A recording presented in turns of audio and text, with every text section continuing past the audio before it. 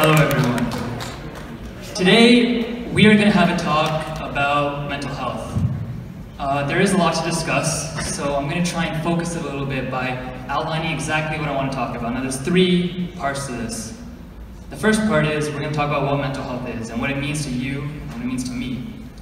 Next, I'd like to address the stigma that exists, because before we can solve any problem, the stigma, we must first thoroughly comprehend it. So we'll talk about the stigma. And finally, I will call on all of you to act, start thinking and talking about mental health, and to start making a difference in your own lives and the lives of people around you. That's how this is going to go. And so without further ado, let's get right into it. Mental health. It is our psychological, emotional, and social well-being. It determines how we handle stress, make decisions, and relate to the people around us. Now, the key aspect about mental health is that it's something we all have. It doesn't matter who you are. Everyone in this room has mental health. Your social status, your age, your gender, your background, none of that matters. We all have mental health, and we all have a duty to ourselves to take care of it. Now, as true as that might be, the unfortunate reality is that many of us neglect to. People, especially students, and I'm looking at all of you, can tend to ignore the problems that arise within their mental well-being, and that's dangerous. That's dangerous because ignorance when it comes to mental health allows small issues that you might not think are significant to spiral into something greater. It can become an illness, a disorder, like schizophrenia, depression, bipolar disorder. And these illnesses are very serious. They can heavily change the way you live your life. And all of us are vulnerable to them, every single person in this room. And you should know that these illnesses are something that can affect you in multiple different ways. And the truth is, many of us can often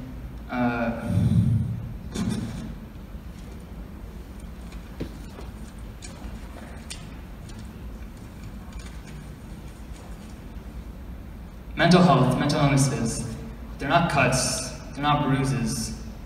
We can't put a cast around it and wait for it to get better. They affect us in many different ways, and it's our mental state. And it is for that reason why it is so important that we address the stigma around mental health.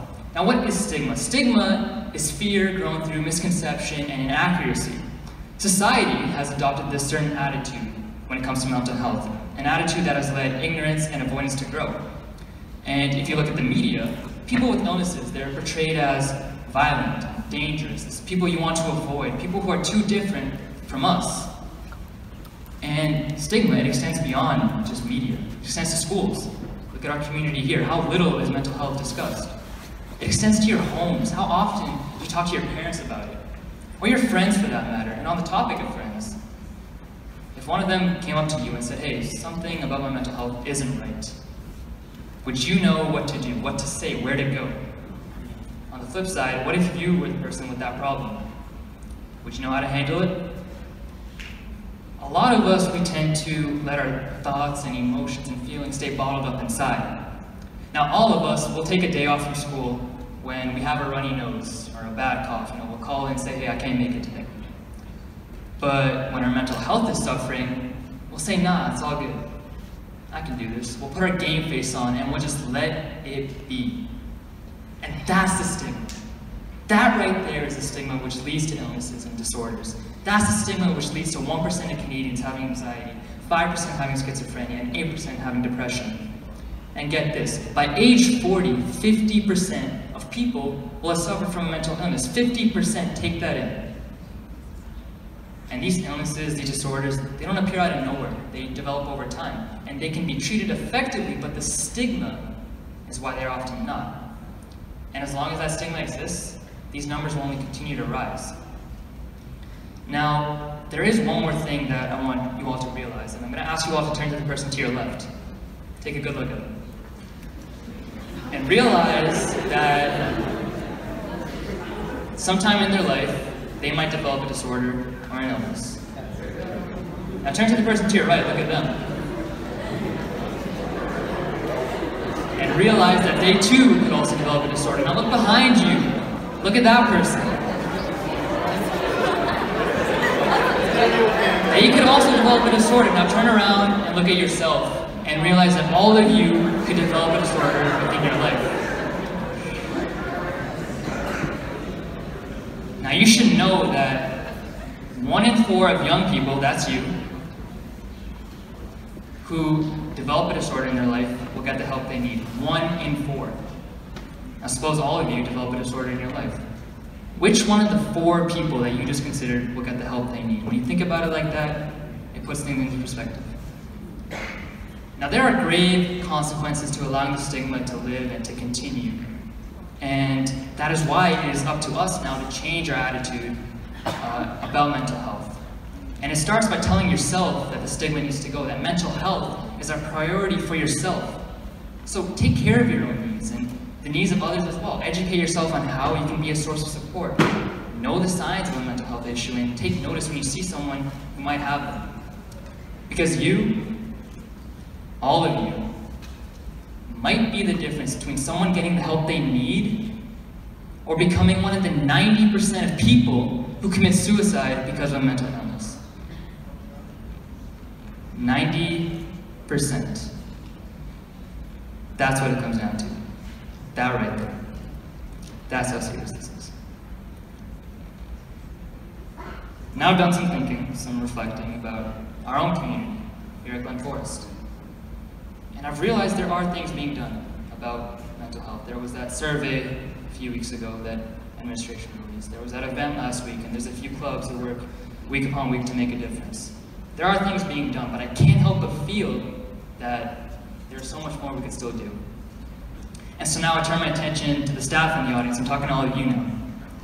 Let's work to do more, to work with the clubs and the students at our school to run initiatives and hold events that shatter the silence that exists and that provide students with the resources, support, and information that they need, that they might not even know they need.